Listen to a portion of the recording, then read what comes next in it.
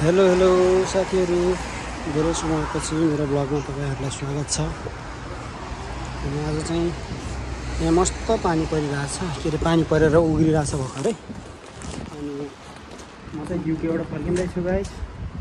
के छ तपाईँहरूको? मेरो सबै ठिकठाक छ।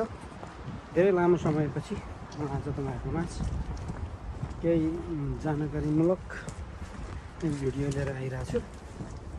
अनि मेरो यहाँको 1 वर्षको अनुभव चाहिँ कस्तो भयो भनेर चाहिँ म आज तपाईँहरूलाई सेयर गर्न गइरहेको छु है त साथीहरू। अब यहाँको सबै ठिकै नर्मलै लाग्यो है मलाई चाहिँ। मेरो 1 वर्षको अनुभव सबै कुरा ठिकै छ। मान्छेहरू चाहिँ जस ठिकै लाग्यो। 1 वर्षसम्म त्यस्तो खासै डिफ्रेन्ट पाइनँ। सुरुमा आउँदाखेरि जस्तो थियो त्यस्तै नै छ अहिले पनि।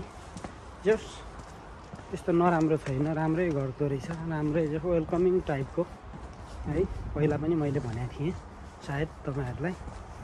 अनि यहाँको राम्रो पक्ष अर्को के भने त्यस्तै खाना ठिकै छ। यहाँको लोकल खाना त्यस्तो वर्ष दिन हुँदाखेरि पनि हामी बानी पर्नु अलिक गाह्रै भइरहेछ मलाई चाहिँ।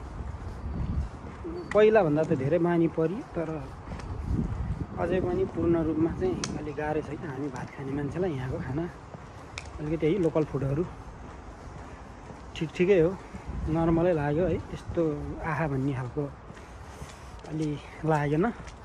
अनि यहाँको वेदर यस्तै छ। जाडोमा अति जाडो, गर्मीमा पनि गर्मी नै हुन्छ। 35-40 डिग्री पुग्छ गर्मीमा, जाडोमा पनि -10-12 पुग्छ है। यस्तो छ साथीहरू। अनि यहाँको मलाई सबैभन्दा वर्स्ट मेरो 1 वर्षको अनुभवमा यहाँको मलाई सबैभन्दा मन नपरेको कुरा चाहिँ यहाँको ब्याङ्किङ सिस्टम क्या। यस्तो खत्तम है। कतिजनालाई त अचम्म लाग्ला होइन। खाडीतिर बरु एटिएम दिन्छ होइन, ब्याङ्कमा खाता खोल्दाखेरि जो सजिलो हुन्छ। यहाँ त हामी आएको 1 वर्ष 13 महिना भइसकेर पनि अहिलेसम्म पासपोर्टबाट चाहिँ पैसा निकाल्नु परेको छ क्या ब्याङ्कबाट। ब्याङ्क खाता त खोलिदिएको छ कम्पनीले। कतिवटा कम्पनीहरूले त खातै नखोलिदिँदो रहेछ, क्यासमा दिँदो रहेछ, आफैले खोल्नु पर्ने। अनि कम्पनीले खोलिदिएको पनि यहाँको सरकारी ब्याङ्कमा कतिवटा ब्याङ्कहरूले त दिन्छ, तर कतिवटा ब्याङ्कले चाहिँ फर्स्टै झुर गर्ने क्या। हामी अहिले 13 महिना भयो अझैसम्म पनि हामी क्यास के भन्छ पासपोर्ट लिएर जाने यस्तो झमेला हुन्छ है। भाषा नबुझेर, भाषा त्यस्तै गाह्रो। क्यासमा पैसा निकाल्नुपर्छ, पैसा पठाउनु त्यस्तै लफडा छ है, झ्याउ छ यहाँबाट। अनि अर्को एकदम अलि मन नपरेको कुरा भनेको पैसा पठाउनु गाह्रो। वेस्टर्न युनियनहरूले यति चार्ज खाइदिन्छ। नेपाली 1 लाख रुपियाँ पठाउनु पऱ्यो भने तपाईँको नेपाली 5-6 हजार जति खाइदिन्छ। बहुत झ्याउ लाग्छ क्या त्यो कुराहरू चाहिँ होइन। किनकि यहाँबाट चाहिँ अब पेसेन्ट मार्फत पठाउनु पायो भने चाहिँ ठिकै हुने रहेछ। नत्र त के भन्छ यो उसबाट रियाबाट र वेस्टर्न युनियन, जस वेस्टर्न युनियनबाट चाहिँ अलिकति गाह्रो छ यहाँ पैसा पठाउन। यहाँको मौसम यस्तो छ साथीहरू, पुरै हरियाली झरेर केही छैन। हरियाली हुन्जेलसम्म भ्लग बनाउनु पनि अल्छी लाग्यो। के बारेमा बनाऊँ भइरहेको थियो। आज धेरै लामो समयपछि चाहिँ मलाई यस्तो बनाउनु मन लाग्यो क्या। 1 वर्षको अनुभव सेयर गरौँ साथीहरूलाई भनेर है। त्यस्तै छ गाइस। अब आउँदाखेरि आउने व्यक्तिहरूले ध्यान पुर्याउनु होला। सुरुमा आउने बित्तिकै खाता खोल्यो भनेदेखि अलिक सजिलो हुँदो रहेछ। नत्र खाता खोल्नु पुरानो भएपछि झन् गाह्रो। म कम्तीमा पनि 6-7 वटा ब्याङ्क गइसकेँ, 8-10 चोटि दुःख पाइसकेँ। अहिलेसम्म खाता खोल्नै सकेको छैन। घरि के पुगेन हुन्छ है। एकदम झमेला लाग्यो। जस यहाँको ब्याङ्किङ सर्भिस चाहिँ खासै गतिलो छैन, अलिक गाह्रो छ खाता खोल्नु पनि।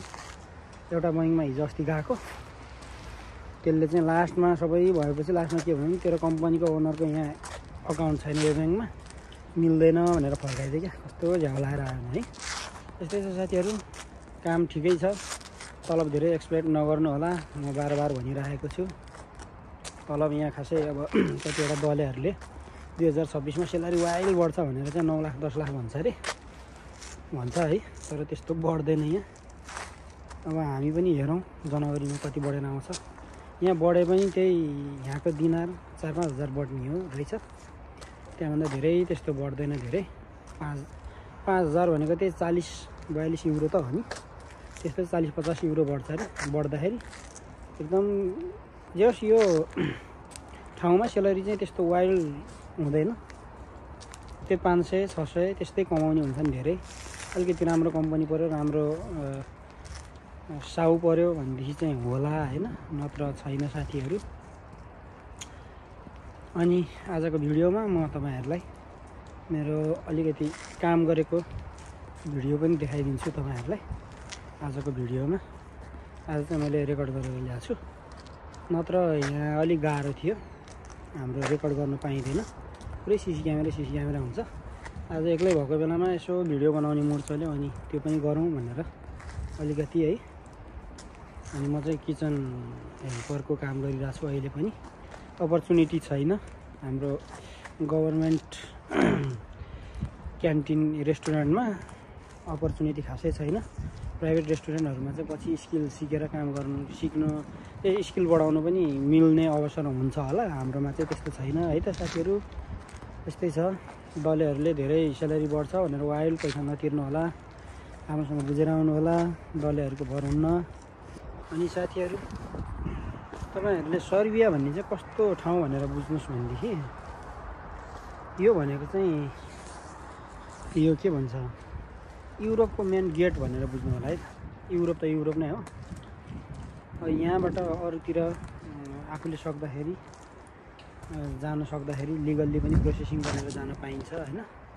त्यो भएको हुनाले चाहिँ यो एउटा युरोपको मेन गेट, एउटा मूल ढोका मात्रै हो, नत्र यहाँ भविष्य चाहिँ खासै छैन।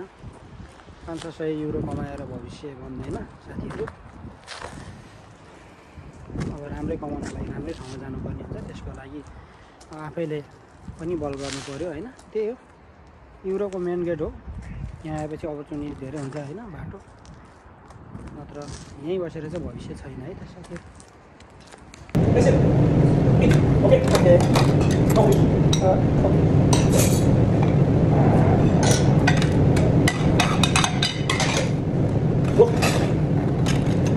My bubble.